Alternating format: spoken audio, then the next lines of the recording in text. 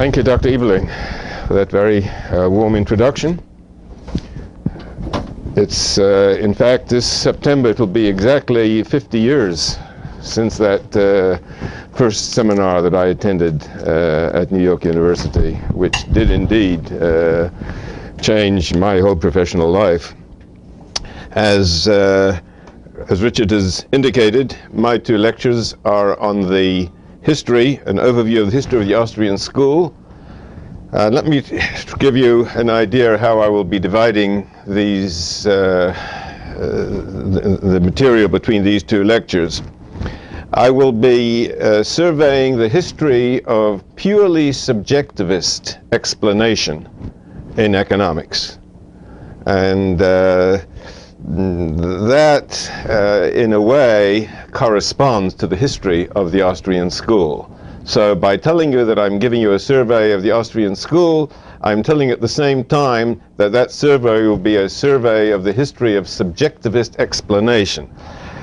I'm referring back to a statement by Hayek, often repeated statement by Hayek that he published in 1952, was first published, I believe, in 1941, where he said that every advance, every significant advance in economic theory for the past 150 years, he said, has been a deepening of the subjectivist understanding.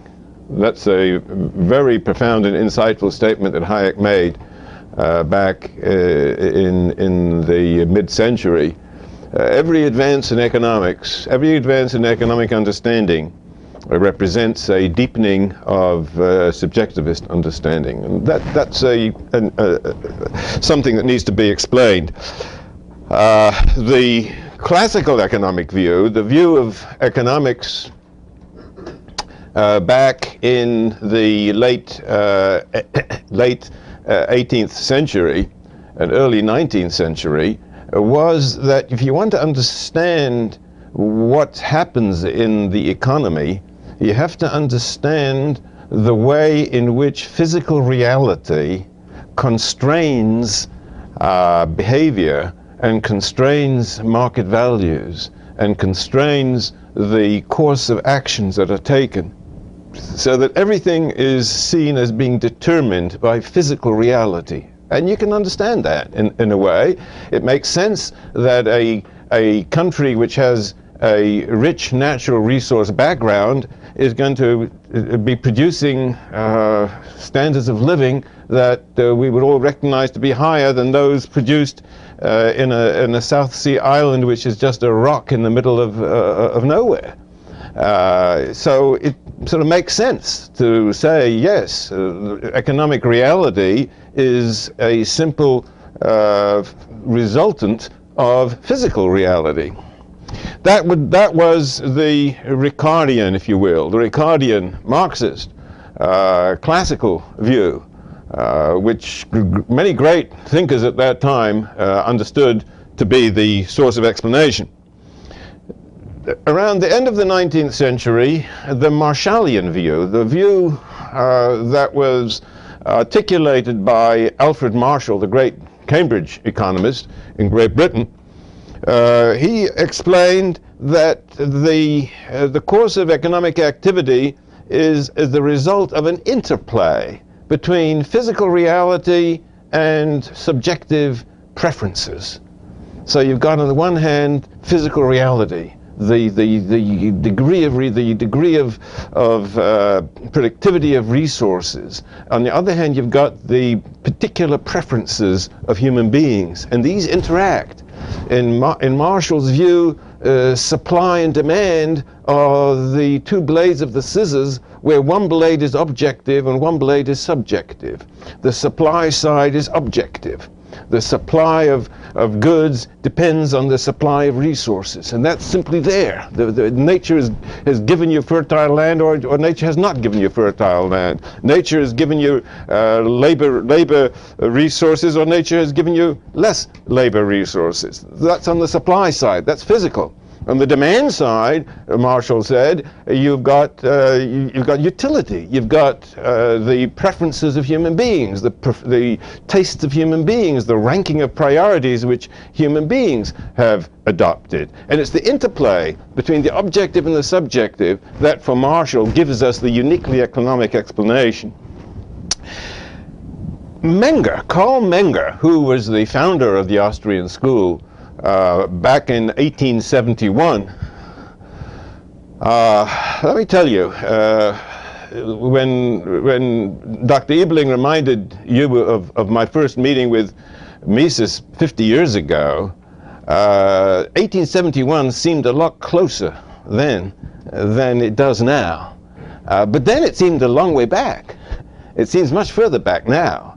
1871 was when Karl Menger published his Grundsätze, much later translated as Principles of Economics.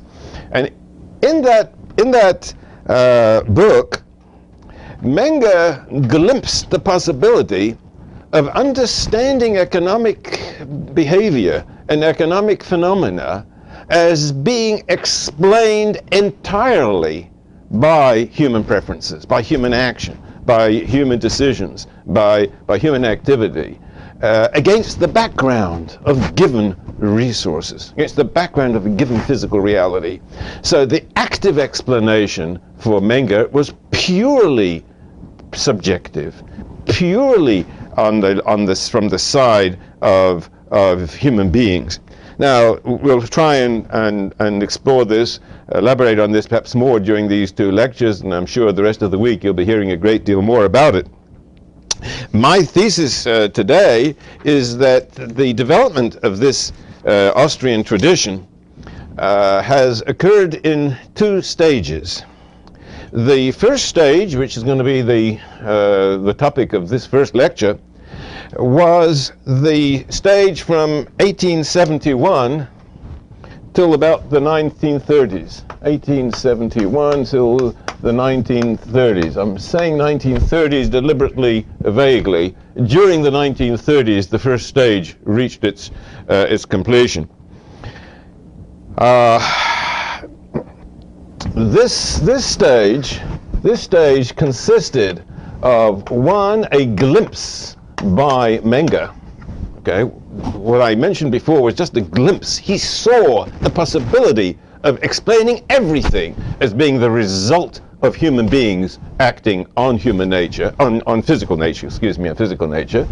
And second, this stage consisted of a development of Menger's views, which, into my thinking, somewhat unfortunately, restricted it to what I will call static subjectivism. Okay, static subjectivism. I'll have to explain what I mean by static subjectivism. It's a limited degree of subjectivism which was developed by Menger's colleagues and disciples. All of this, covering the period 1871 to the 1930s, represented the first stage, and I'll be talking about that in this first lecture. And then there will be, in my second lecture, I will take up the story of the Austrian tradition subsequent to the 1930s, from the mid-30s on, from the 1930s till we are today. And the major figures here will be Mises and Hayek, about whom you've heard something already, and about whom you'll be hearing a great deal more this week. I will argue in my second lecture that about in the 1940s, the mid to late 1940s, Mises and Hayek made dramatic advances in Austrian understanding. What is dramatic about it is the fact that by the 1940s, the standard view was that Austrian economics was virtually dead. The Austrian tradition was considered to have come to a complete halt by the late 1930s. I can assure you that when I studied under Mises in the early 1950s, it was an embarrassment to admit that one was studying under Mises. People would look at me with a little bit oddly, oh yeah, you're working under Mises? Because it was understood at that time that the Austrian school was dead, and that Hayek and Mises and Hayek were the post-mortem twitches of a dead body of intellectual activity. In other words, the idea was that by the late 1930s, the Austrian tradition was finished. And if you look in the history of economic thought textbooks of the early 1950s, the ones that I was studying, you will find there will be a chapter on the Austrian tradition, beginning with 1871, going on to Böhm-Bawerk and Wieser, and mentioning that in the footnotes that Mises and Hayek were still alive. That was about it. So the drama was that precisely at that time, in the late 1940s, both Mises and Hayek were publishing books that, in my mind, to my thinking, constituted revolutionary, dramatic advances, deepening Austrian understanding.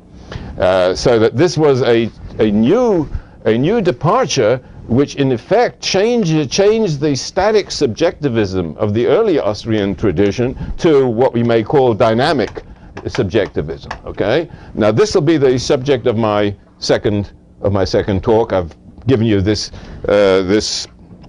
preview to give you an idea of how what I say in this first lecture will fit in with what I say in the second lecture. We're going to be focusing now on this first half, the period from 1871 to the 1930s, culminating in the static subjectivism of the Vienna school in the 20s and early 30s. Subsequently, we'll come back the second lecture, hopefully, to talk about Mises and Hayek and what they did to advance Austrian economics, with, of course, the result that after the 1970s, there has been a remarkable resurgence of interest in the Austrian tradition. Okay, so that'll be the topic for the second lecture this morning. Coming back to our main topic for this morning, the period from 1871 to the mid-1930s. Some of the names have been mentioned already. Mentioned Karl Menger, just to give you some ideas of the dates. He was born in 1840, and he died in 1921. However, he retired from University of Vienna in 1903. Okay, his book, as I mentioned, was 1871, the Grundsätze der Volkswirtschaftslehre, Principles of Economics. He was alone. At that time, there was no Austrian school. He was subsequently joined by two younger colleagues. They were never students of his, Eugene von Böhm-Bawerk.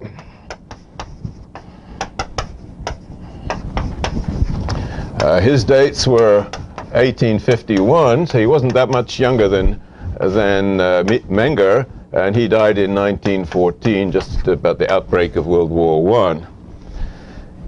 I. He was a great economist in his own right. He published major books beginning 1881, 1884, and then 1889. These were two volumes that together made up his theory of capital. He became finance minister in the old Austro-Hungarian Empire, and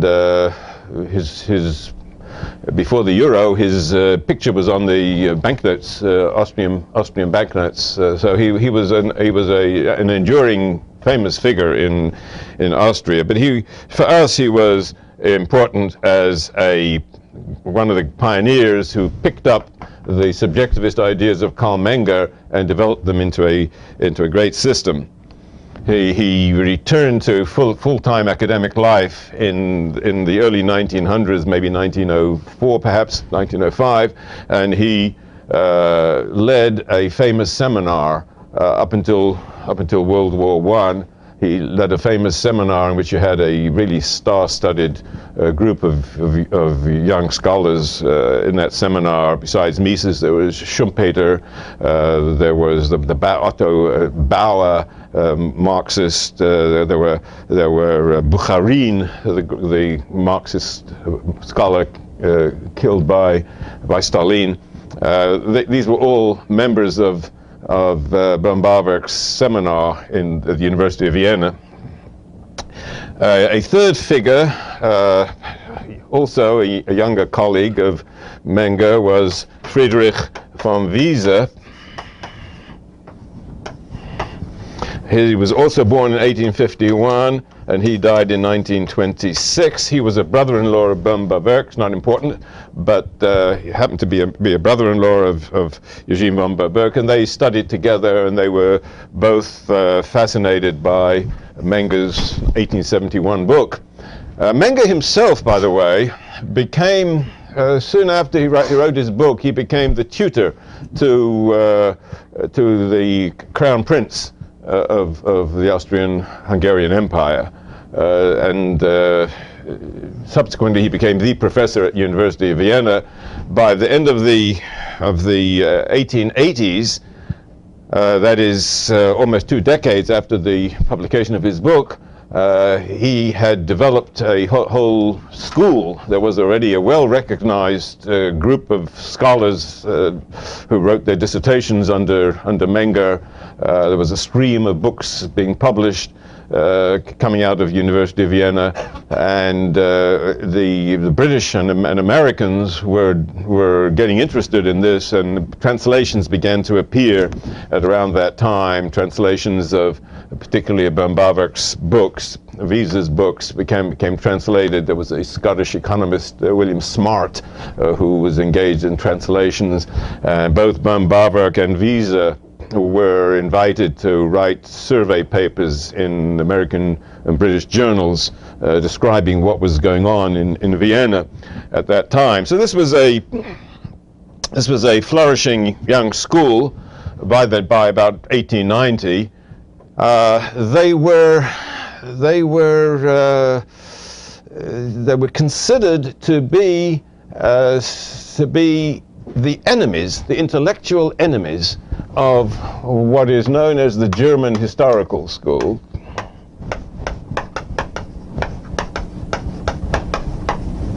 The German Historical School, led by Gustav Schmoller. The German Historical School and the Austrians were considered to be mortal enemies. Mortal. I think if they would have met each other, they would have stabbed each other. Probably. This was not a very polite this disagreement. It's sometimes called the Methodenstreit, the war on method. It's rather interesting that when Menger published his book in 1871, he dedicated it to Wilhelm Roscher, or S-C-H-E-R, who was one of the great German historical school economists, one of the older German school economists of the mid 19th century, to whom Menger was paying deep respect, and he was hoping that Menger, together with the German Historical School, would get together to develop a integrated view that would finally overthrow the classical school. However, the younger German Historical School, particularly Schmoller and some of his colleagues, were bitterly critical of Menger's book, and this turned Menger around so that he realized that he did not have any potential allies among the German historical economists. And he wrote in 1883, he wrote another book in which he sharply criticized the method of the German Historical School, because while they were they were criticizing the classical school, and you might think that the enemy of your enemy is your friend. It turned out that the point of view from which they were criticizing the classical school was a totally different one. They were criticizing not merely the objective physical character of the theorizing of the classical school, they were criticizing the concept of economic theory altogether. They were basically saying that economics must be a study of empirical developments, detailed historical study, not a conceptual theoretical set of principles altogether. Now, as I say, this is the background. The background of the development of the Austrian school has to be understood that they were the bitter enemies, the methodological enemies of the German historical school. And while today it might seem as if you know, you had the Germans, you had the Austrians, and the stature, the intellectual stature of the University of Vienna might seem to be pretty great, pretty good. At that time, it wasn't seen that way. Vienna was seen as a backwater, intellectual backwater. The great scientific advances were in the German universities, so that the Germans looked down on the Austrians as being newcomers, as being almost country bumpkins in a way from an intellectual point of view. So they looked down on them and they criticized them. In fact, the term Austrian school was first given by the German historical economists as a term of opprobrium. Oh, the Austrian school. You know, it's like it was a term it was a put down. They're the Austrians. The Austrians, of course, later on took this as a title of to be proud of. But it wasn't originally seen that way. Originally, the term was a term of derogation. By World War I, by the end of World War I, Menger had already died. Okay, died in 1921. I say already. The World War I ended in 1918, but he died in 1921. He had retired, as I mentioned, in 1903. He was busy trying to get a second edition, working on a second edition of his book. He never published it. His son published it. Carl Menger Jr., a great mathematician, published the second edition. But it never had the revolutionary impact of the first edition of the 1871 Grundsätze. So by the end of World War I, say by 1921, Menger had died. Böhm-Bawerk had died back in 1914. Wiese was still alive till 1926, but the scene was of course quite different. The scene was a different scene. And in the 20s, the Austrian school was a very vigorous school, very vigorous, very much alive. Was very successful from a professional point of view. If you were, let's say, an American visiting Europe, say you were a graduate student visiting Europe, or a young professor visiting Europe, you'd make a point of going to Vienna. You'd try and sit in on a seminar in Vienna. In Vienna, at that time, during the 1920s, you had basically two major figures. One was Mises, and one was Hans Meyer.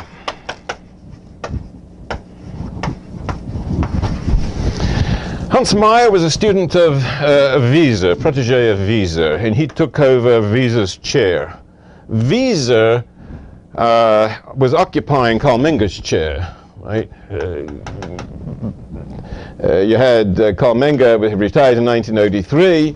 Wiese was at different universities, but towards the end of his life, he was occupying Menger's chair at the University of Vienna. When he died, his protégé, Hans Meyer, took over his professorship. And there was a seminar around Hans Meyer. Okay. Mises was also at the University of Vienna, not as a full-time professor, as you might say. He never received a full professorship at the University of Vienna. In fact, his major activity was with something which is translated as the Chamber of Commerce. It was a quasi-governmental agency in which Mises found himself engaged in very important policy discussions and policy recommendations. He was engaged not simply in academics. He was a very practical, hands-on economist in some of the major issues of the time. And if you read Mises' autobiography, his Notes and Recollections, you'll find it fascinating how he describes some of the struggles and some of the challenges, some of the battles that he fought during the 1920s in his position as the economist for the Chamber of Commerce. He was involved in all of the major issues of economic issues of the time. Between Mises and Hans Meyer, there was no love lost. They were at odds with each other as well for personal and other reasons. But there was a circle around Hans Meyer and there was a circle around Mises. The circle around Mises was sometimes called a privat seminar, his private seminar. That is, besides the seminar that he had in the university, he had every 2 weeks in his office at the Chamber of Commerce, there would gather together a group of young scholars that really turned out to be a remarkable group. Just to mention some of the names, Hayek was a member of that seminar. Oscar Morgenstern, who of course later on was involved in the development of a theory of games, game theory. Fritz Machlup, who was one of the great economists in the United States in the second half of the 20th century. Gottfried Haberler, eminent Harvard economist. All of these were members of Mises' seminar. Paul Rosenstein-Redan was a member of that seminar, although he was also connected with Hans Meyer's circle. So there was a great deal of activity in Vienna. I'll mention one non-Austrian name to illustrate the importance of the Vienna school, the Austrian tradition at that time, and that's the name of Lionel Robbins. Lionel Robbins, who later on became Lord Robbins. Lionel Robbins was a brilliant young economist at London School of Economics, and he made a number of trips to Vienna, and he became deeply influenced by all of the Austrian economists of the 1920s. In 1932, Robbins published a very important book, The Nature's Significance of Economic Science, which is one of the pivotal books in 20th century economics. It's not read that much today, but if you'll look back and think back over the history of 20th century economics, you'll recognize that that book was pivotal in developing modern neoclassical microeconomic theory. And that was written primarily under the influence of the Austrians. I will say that it was written under the influence of what I've called static subjectivism. And that's the reason why, I would argue, that's the reason why the Austrian influence on 20th century economics has primarily been at the stage of static subjectivism, which I'll come to explain and develop, hopefully, a bit more carefully. So you might say then in 1932, when Robbins published his book, you might say Austrian economics was riding high. The Austrian tradition was at its greatest point. And yet I said that by the end of the 1930s, Austrian economics was considered to be dead. We had a colleague at New York University who studied under Hayek in the 1930s. His name was Ludwig Lachmann. His name will become familiar to you, I think, by the end of the week. Ludwig Lachmann was a subjectivist, a radical subjectivist, a dynamic subjectivist, far beyond static subjectivism. And he explains, he came to London from Berlin in about 1933, and he became a student of Hayek's at that time. And he has stated that when he came to London in 1933, everybody was a Hayekian. Because Hayek came to London, I neglected to mention that. Hayek came to London in 1931 as a visiting lecturer. He gave a series of lectures that were published. A brilliant series of lectures were published as Prices in Production in 1931, and then he was subsequently in 1932 given a very prestigious chair at the University of London. So by 1933, everybody was a Hayekian. The Austrian ideas were the Austrian business cycle theory, which was what Hayek was primarily presenting. That became extremely popular in British economic circles. Everybody was a Hayekian. That was in 1933. By 1938, Lachman reports, there were only two Hayekians left, Hayek and Lachman. And that shows the precipitous decline of Austrian economics in Great Britain during the 1930s. So that demands explanation. So what I've given you so far is a very rapid survey of some of the personalities and names and dates and books of the period. But I would like now to get to some of the content of the Austrian tradition and what I mean by static subjectivism, and what I meant by saying that there was a glimpse by Menger of something going beyond static subjectivism. See, I'll be arguing in my second lecture that what Mises and Hayek were doing was to develop that glimpse in the direction that Menger had not developed it himself, and which his followers, his colleagues and younger followers had not picked up on. They had not developed it as Hayek and as Mises and Hayek were to do in the late 1940s. So let me try and give you a very brief bird's eye view of what I see as a glimpse by Menger. Think of the economic process in the following terms. You start out with natural resources. Natural resources refer to, of course, physical resources, land, water resources, and labor. Labor resources are part of natural resources. You've got a population with the ability to provide labor services. So you've got natural resources. The end of the economic process is consumer goods.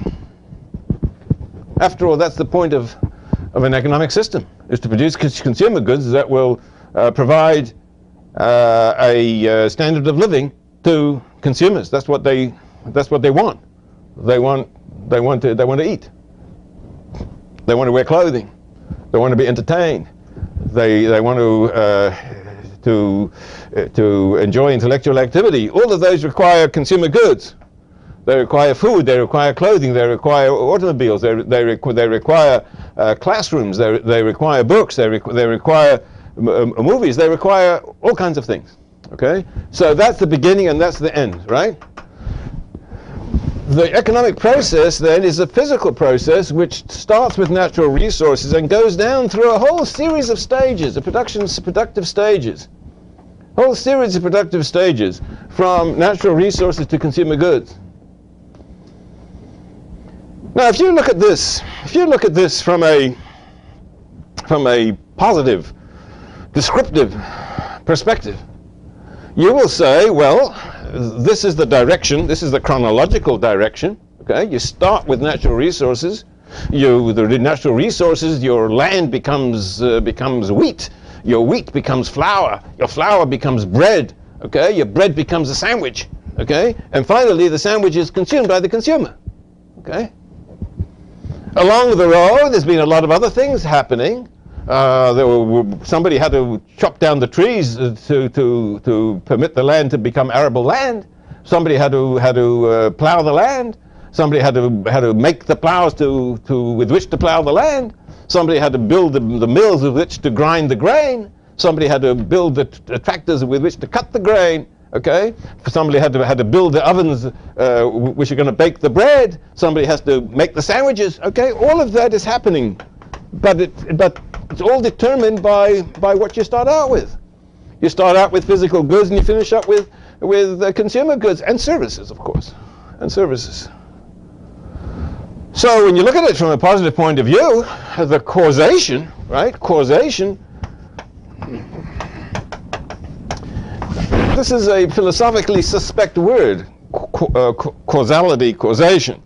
I recently saw the presidential address to the History of Economic Society in which he talked about lost causes, meaning that the notion of causation became lost. Okay, but in an everyday sense, and certainly in a layperson's sense, causation is something we all understand and appreciate, and that's what we're trying to get. So what causes the economic activity? Well, the causation is a physical causation. You start out here, and that generates results. So that's the cause, and those are the results. And that's how the classical economists looked at it. In fact, when you get down to the nitty-gritty of classical economic theory, value theory, you'll find a cost theory of value, right? Sometimes a labor theory of value, which says that the value of consumer goods is determined by the amounts of resources that go into them. So that the reason why a chair is less valuable than a jumbo jet. Why is a chair less valuable than a jumbo jet? Everybody agrees it's less valuable. Why is it less valuable? Well, the classical economists would say it's obvious. Look at all the resources that go into that are needed to produce the jumbo jet. Look at the small amount of resources required to produce a chair. So obviously the jumbo jet is more valuable, more important, more significant from an economic point of view than the chair. Menger saw things differently. He saw things quite differently. Let me illustrate the way in which he saw value particularly.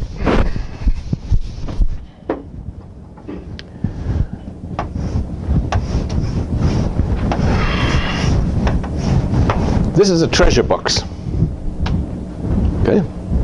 It contains $1 billion in gold. I used to say a million. That was probably 50 years ago. $1 billion in gold, right? $1 billion in gold. And it's yours. It's yours.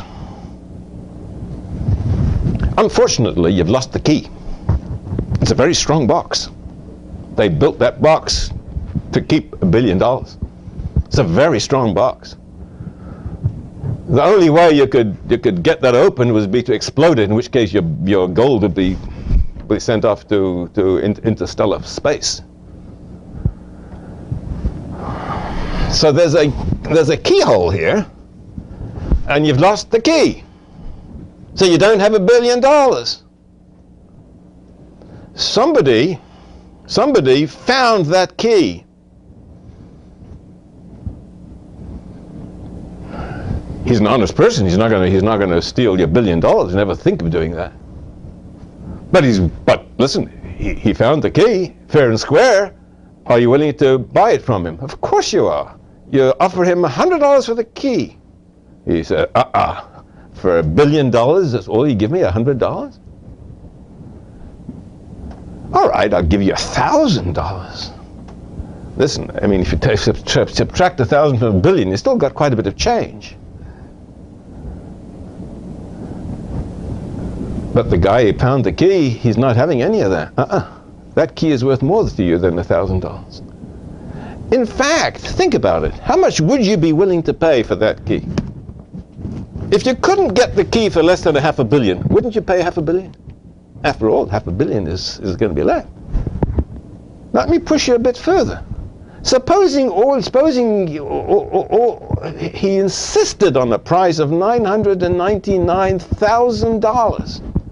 Well, you still have $1 million left. Wouldn't it be worthwhile to you to do it? If that's the only way, what's the alternative? The alternative is zero. Which is better, $1 million or zero? Clearly $1 million. If you'll follow that logic to the bitter end, what are you going to be willing to pay for that key? $1 billion minus, well, a dime, 50 cents, a dollar, whatever, right? You'd be willing to pay almost $1 billion because the value of the key is $1 billion. The key has the value of $1 billion. Why? Why? Why does the key have the value of $1 billion? Because the key is the key to $1 billion. What gives you the key the value of $1 billion? The end gives the means. You've got ends and you've got means. The key is the end, right? Excuse me, the $1 billion is the end and the key is the means. What is the value of the key? The value of the key is determined by the value of the ends. Get it? So that the value is determined not resource value determining product value, determining consumer goods value, just the other way around. Is consumer goods the value, the importance of consumer goods to the consumer, which determines the value of resources. How much are you willing to pay for a natural resource? How much are you willing to pay for that field from which you can grow bread to make sandwiches? It depends on how much you want the sandwich. If you want the sandwich very urgently, the value of the land will go up. If you're not interested in sandwiches, then who needs the land? So that the causation is this way, diametrically opposed to the classical view. 180 degrees different. That's not a mid-course correction. That's not an adjustment, a massaging of a classical view. That's turning things around, turning things 180 degrees around. It's not the value of means that determines the value of ends. It's the value of ends that determines the value of means. That was a Mengerian perception. And that was revolutionary in 1871. In effect, this was the glimpse that Menger had. In effect, he was saying, you want to understand everything that goes on between here and there? You know, we talk about natural resources and consumer goods. There's a lot going on in between. If you'll take a trip into Manhattan or take a trip anywhere in the United States, you'll see a lot of economic activity. It's somewhere in between. Somewhere in between. You see a truck driving on a highway. That truck is delivering something. Maybe consumer goods, maybe parts to some machine that's necessary at some stage. There's an intricate economic process, production process going on in many different areas, many different industries, many different competing walks of life. You're going to an engineering school. That's part of this process. You're training. You're taking raw labor and translating into transforming it into skilled engineering labor. Okay, skilled engineering talent. You've got an enormous volume of economic activity between the original resources you get from nature and the final flows of consumer goods that come rolling off your assembly lines. And what the glimpse that Menger had was that everything in here, all the values in here, not just the values, but all of the particular activities, the choices of activities, the choices of specialization that will be chosen, the choices of which engineering school to go to, whether to go to engineering school or medical school or law school or whatever. All of those choices are determined ultimately by what? By what consumers want. If consumers want heart surgery, people will go to medical school. If people want bridges, people go to engineering school. It depends what people want here. That will determine, against the background. Granted, the background is important, but it's background. The active chains of cause and effect are generated by consumers, are generated by human beings. By human beings. Remember, the producers are human beings too. The people who produce bridges, the people who produce automobiles, the people who teach medical students, they're human beings too. Why are they teaching medical students? Why are they producing automobiles? Why are they producing bridges? Because they're consumers too. It's because they are consumers that they are teaching medical students. Because they are consumers that they are teaching, that they are building bridges.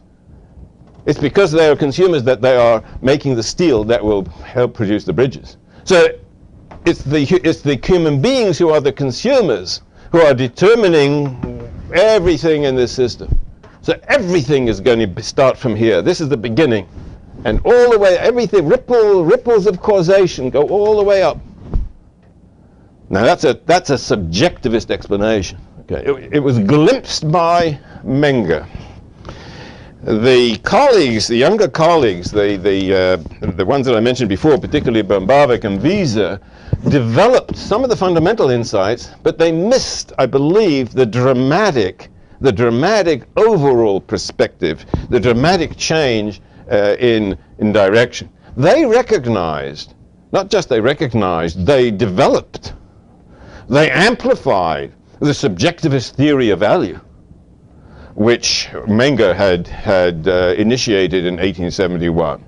An explanation which says that the value of commodities is determined not by cost of production, but by utility, but the degree to which consumers want particular commodities. So that the relative value of cheese versus fish versus meat versus poultry versus some other food is determined by the values which people place on these different alternative foods, different alternative consumer goods. They developed that.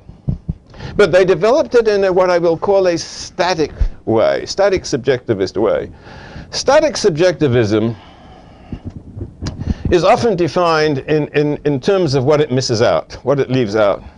It leaves out creativity. And it leaves out indeterminacy, the indeterminacy of the future. Let me just briefly explain what I mean by this. Böhm-Bawerk, Wieser, and the Austrian economists of the 1920s, they emphasized that values are determined by consumers. But they saw consumer preferences as something that was there. Some consumers want meat, some consumers want fish, some consumers want eggs, some consumers want milk, dairy products, okay? These are different preferences.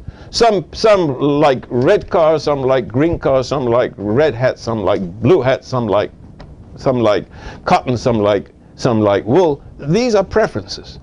Those preferences are there. Those preferences determine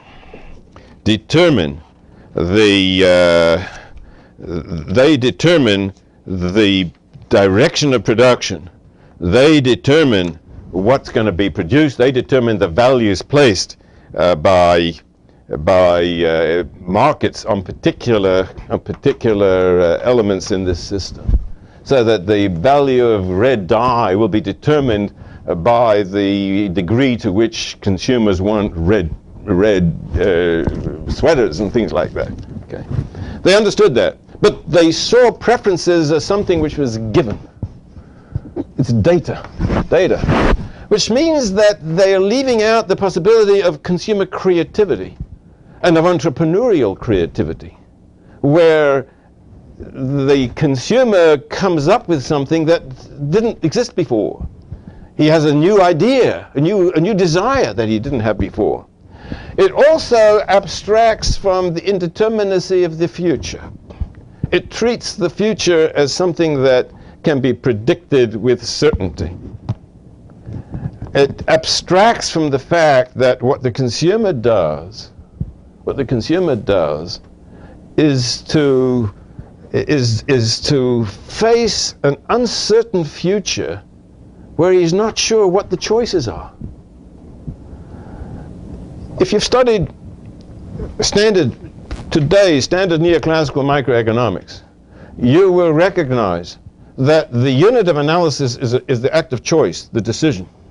But the decision is seen in modern microeconomics, non-Austrian microeconomics, as being the choices made between given alternatives, where the terms of exchange are given. And I sometimes put it this way. Supposing this is the decision-making room, then in terms of standard microeconomics, you'd knock on the door, I want to make a decision. Yeah, you want to make a decision? Fine. Just leave us your preference patterns. Leave us your resource constraint list. Go back, go someplace, have a cup of coffee, come back in 15 minutes, and we'll tell you what you've decided. Well, hold that again, you're going to tell me what I've decided? Well, yes. If you've told me what your preferences are, and you've told me what your resource constraints are,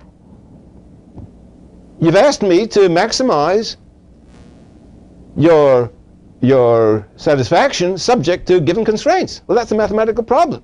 That's what we're here for. Give us the data, go back and come back in 15 minutes, and we'll tell you what you've decided. But who decided? Well, you decided because it's your preferences. Subjectivism, right? Well, that sounds a little bit odd. And it is odd. But that's what static subjectivism means. It's odd. But it's subjectivism. It's your preferences. It's your perception of the resources. But the decision has no creativity in it, no indeterminacy in it. If you're deciding whether you should get married or not, would you knock on the door, here's my data, please decide, tell me what I've decided, whether to get married or not? You wouldn't look at it that way. You agonize, you'll be agonizing all night. If you're deciding whether you should go to law school or medical school, what you're deciding about is not what the mathematical maximization point is, given your resources and given your preferences. You're trying to predict whether people in 20, 30 years' time are going to be having heart attacks or going to be engaged in litigation. You're trying to anticipate an uncertain, indeterminate future. That's what decision-making is. That's left out in what we've called static subjectivism. Okay? No place for that. No place for creativity. No place for recognizing the indeterminacy of the future, the unknowability of the future. I can illustrate what I mean by the static subjectivism of Austrian economics in the 1920s and early 1930s by turning to Fritz Machlup. Fritz Machlup, who towards the end of his life was a colleague of mine at New York University. I'm sure, right. He was one of the great 20th century economists. He grew up in Vienna. He believed, A, that he was enormously proud of having been trained in Vienna in the 1920s. But he believed also that everything that was important in the Austrian tradition of the 1920s had been successfully absorbed into the mainstream. And he was right. The Austrian economics of the 1920s had been absorbed into the mainstream. So that Machlup, in his mature career, did not find it necessary to identify himself as an Austrian, because we're all Austrians now, so to speak. The Austrian tradition had become successfully absorbed. Robin's book of 1932 meant that the Austrian economics was taking over the Anglo-American school. That's how Machlup himself would have seen it. Towards the end of his life, he was asked on a number of occasions to list the tenets of the Austrian tradition. And he listed 6 items. I haven't been allocating my time very successfully, very efficiently, so I'm going to just read them off. Methodological individualism. And I'm going to sort of put some interjections here. Methodological individualism, what does that mean? That's micro. That's micro. Everybody understands there's a room for micro. You don't have to be an Austrian to appreciate methodological individualism. Methodological subjectivism, well, everybody has room for demand theory. Everybody has room for marginal utility theory. Everybody has room for consumer preferences. Marginalism, that's number 3. Marginalism, everybody's a marginalist. Opportunity cost, well, that's the professional jargon. What does the economist talk to? What's the difference between an economist and a non-economist? Economists understand about opportunity costs. Nobody else does.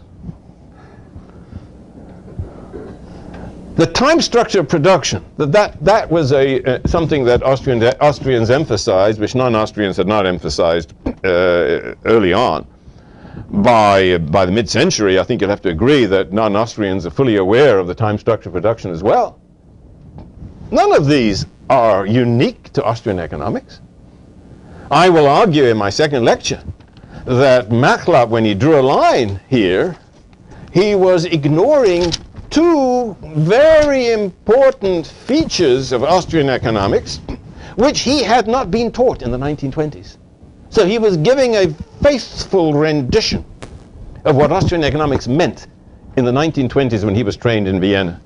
But he was not aware, he did not fully understand, that there were two additional features of Austrian economics which we will take up in the second lecture, and I'll list them here. Now we will have to develop them in the second lecture. The first is that markets are processes of learning and discovery. You may remember that Dr. Ebeling indicated that was the first statement I heard from Mises, that markets are processes. The market is a process. This is the point. Processes of learning. The market is a process of learning. That's the one additional feature of Austrian economics which Machlab was not aware of. And the second is that choice is undertaken in the context of radical uncertainty. Unlike Robbins, in his book, he emphasized that economizing activity takes place against the background of given ends and means. Given ends, given means.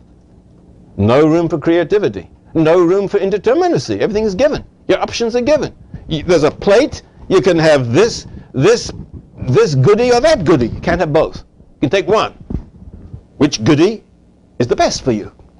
Well, I like that, but it required me to look a little bit greedy to reading over that. So, all right, you take that into account.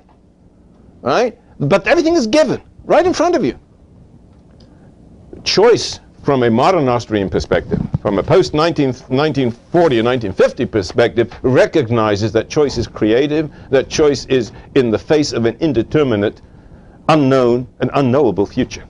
Makes a big difference. Makes a big difference how you see choice. Okay, those are two features of modern Austrian economics. I say modern meaning post-1950 economics, the economics that we're going to attribute to Mises and Hayek in the second lecture. Okay, that was absent in the static subjectivism of the tradition as it developed up until the 1930s. And as we shall see, it was Mises and Hayek in their dramatic books of the late 1940s that made these revolutionary advances in Austrian understanding. Okay, I think we'll stop here, and I'm sure you have some questions. Yes, sir. Okay, I think I skipped one. Okay, I went over the methodological individualism. I can elaborate on that if you wish. Methodological subjectivism, marginalism, opportunity cost, time structure of production. The one that I missed was the dominance of utility. What Machlab meant by the dominance of utility is as follows. You may remember that when I talked about Marshall early in the lecture, I said that Marshall saw supply and demand as two blades of a scissors. He used that analogy, the scissors analogy. When you cut paper with a scissors, with a pair of scissors, which blade does the cutting? The answer is that's the wrong way to look at it. The cutting occurs because of the interplay of both blades. Both blades together cut the paper. So which is it, supply or demand? Well, Marshall said that's a mistake. It's the interplay of supply and demand.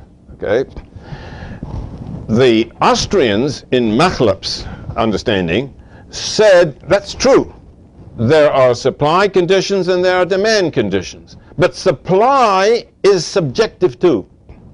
Meaning, the supply of any commodity is the implied demand for other commodities, which that resource might have been used to produce. So, if labor is used to produce a bridge, right? Labor producing a bridge. What is the cost of the bridge in terms of labor? The answer is, it depends. You'd have to pay, the bridge manufacturers would have to pay the labor an amount which will withdraw that labor from producing chairs. Okay?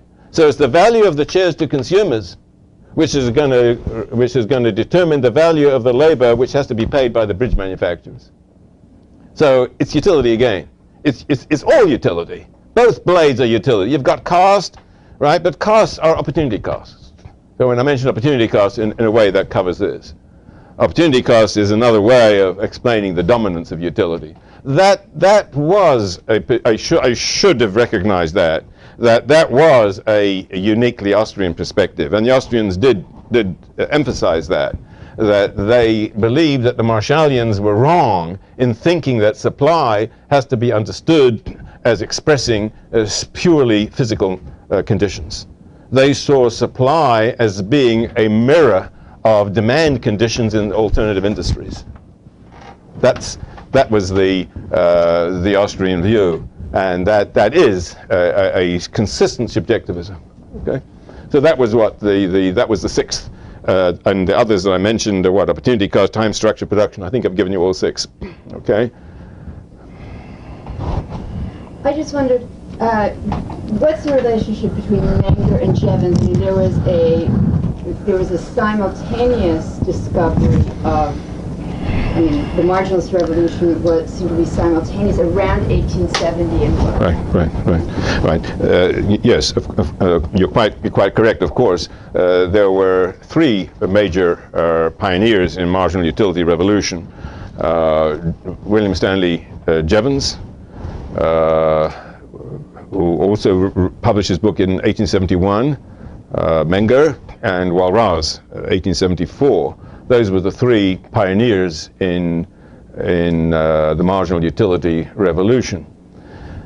You can look at it, very often the three pioneers are considered to have been saying the same thing, and sort of there was a well-known expert on Walrasian economics, Jaffe, who wrote a famous paper 30 or 40 years ago called the dehomogenization of the three marginal utility pioneers, in which he demonstrated that these were not saying the same thing. There were differences, important differences between Jevons and Menger and Walras. One way of putting the difference has been expressed as follows. For Jevons and for Walras, the important was the adjective. And for Menger, the importance was the noun. Marginal utility has an adjective, marginal, and a noun, utility.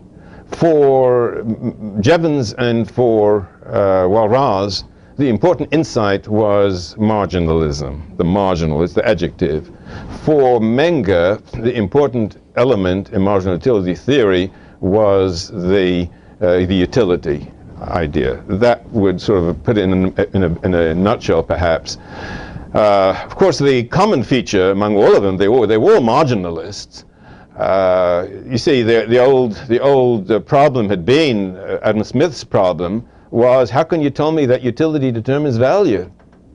Everybody knows that water gives more utility than diamonds. Water, life depends on water. Life is more important than diamonds. So if it's utility, you'd expect water to have a higher value per bucket than diamonds. And yet we know that a bucket of diamonds has a greater market value than a bucket of water. And the solution to that, which all of the marginal utility theorists recognized, was that you've got to recognize subjectively, you've got to recognize that one bucket of water is not the same as the second bucket of water. The first bucket of water that you get in the Sahara Desert is very, very important. Your life depends on it. But the bucket of water you get at the faucet here in Irvington, that's not important. Your life doesn't depend on it at all, because you've got so many other buckets of water any way you want. So it's diminishing marginal utility, okay? But that's a subjectivist insight, that the value of a commodity depends on the margin at which it is being evaluated. What is the choice? Where is the choice? Is it the choice between the first bucket of water and your diamond necklace? Is that the choice? Then the bucket of water ranks higher than the than the diamond necklace. But if it's the 15th bucket of water, certainly if it's the 1500th bucket of water, then your diamond necklace has more value because it's your first diamond necklace, your only diamond necklace that you have. So that's more important than the 1500th bucket of water. See, that was a marginal insight which they all had, which they all shared. And it was the marginalism that represented the revolutionary idea for Jevons and for Wiese and for Walras. But as we've indicated, it's the utility idea that was the fundamental insight of Menger. Okay. Can I just ask one more question? Sure. What was so magical about the year 1870? Why did all these insights happen at that time and not 20 years later or 20 years before? I don't have the answer to that question. There have been attempts to explain it. When I first started studying economics, long before, well, not long before, 2 years before I met Mises, I was told by my very first economics teacher, I was told, you know why the marginal utility theorists came up in 1871? Because in 1867 there was a book that was published entitled Das Kapital. So these were the bourgeois economists who had to come up with a new theory in order to cope with the Marxist insights. Now, I don't believe that's true. That's what I was taught. I was taught that the 1871 marginal utility revolution was a reaction to Marxian doctrine. The problem with that is that Jevons published his first paper on marginal utility in 1862. Right? His book was in 1871, but he had presented a paper in 1862. So I don't buy that particular explanation, but I don't have an alternative one. Marxists would react to that. Sure, he published it in 1862, but nobody paid any attention. Why was there so much attention paid to 1871 book? That's where it is. So I don't have a conspiratorial theory of the history of economic thought. I remember Mark Blaug in his really brilliant economic theory in retrospect. He has a discussion of what are the causal factors in changing economic doctrines. He considers this possibility, the ideological one, which is what I was taught, as I say, as an undergraduate. I don't think he accepts that either. I certainly don't. He considers simply sort of scientific advance. He considers the possibility of causation as a result of external commercial developments, changes in pattern of industry. Might focus analytical attention on new combinations, new relationships. He focuses as the possibility of changing philosophical, cultural doctrines in the wider intellectual area. He considers a whole series of possible explanations, and he focuses particularly on the question of the remarkable coincidence of the 1870s being the time for the development of these new ideas. Yes? This idea of radical uncertainty and the creativity of choice. I don't know if it might be it's a really big topic to open, but just how does that relate to kind of getting us out of a determinacy way of thinking about choice? I mean, someone could say that any one moment upon which the choice is made, the data is given. It's not given to any one person, but is it not a mathematical problem at the moment of choice that cannot be known before that moment of choice? But does that allow us to escape from determinacy? No, I'll be talking perhaps a little bit about it in my second lecture. Let me just put one name on the board that belongs in the second lecture. That is Shackle. George Shackle is no Austrian. He was a student of Hayek in the 1930s, and he was one of the sweetest economists imaginable. Most times economists are pretty nasty bunch. But he was the sweetest man you can imagine. He would bend over backwards to see merit in other people's writings. He was a meek, modest man. But that has nothing to do with what I'm going to say now. But I can't mention his name without drawing attention to that. Shackle's position was that choice is so creative. It's in the face of indeterminacy to such a degree that no choice is ever predictable, even in principle. In other words, it gets into theological, almost, questions of free will. At the time of choice, there is nothing that constrains choice. So the idea of somebody leaving his data and we telling you what you've decided, that's, for Shackle, that's nonsensical. Because the moment of decision is the decision where you decide what your data are. That's part of the decision. Okay? Now, let me show you where this leads. This leads into almost embarrassing results. Therefore, Shackle says, every moment is a new beginning. Now think about that. At this moment, millions and millions of decisions are being made. Now, Shackle says you have to recognize that each of those decisions is undetermined by past history, which means each moment is a new beginning. Hold on. You really mean that? You mean that there's no sequence of history? No causal chains in history? I don't believe that. I believe there are causal chains in history. I don't believe that you're here accidentally. I think that you are here because you heard about an Austrian seminar, you heard about fee, you heard publicity about it, and you came here. There are systematic chains of cause and effect in history, in human history, and in economic history too. That's what I believe. But if you take Shackle literally, and you focus on this indeterminacy and creativity, and take it and run with it, and just shut your eyes to everything else, then you are eliminating from human history, certainly from economic chains of development, chronological economic activity, you are eliminating all causation entirely. That goes a bit too far, in my opinion. Now, I think we have to stop here because otherwise there'll be some causation as far as the beginning of the time of the second lecture. Okay, thank you very much.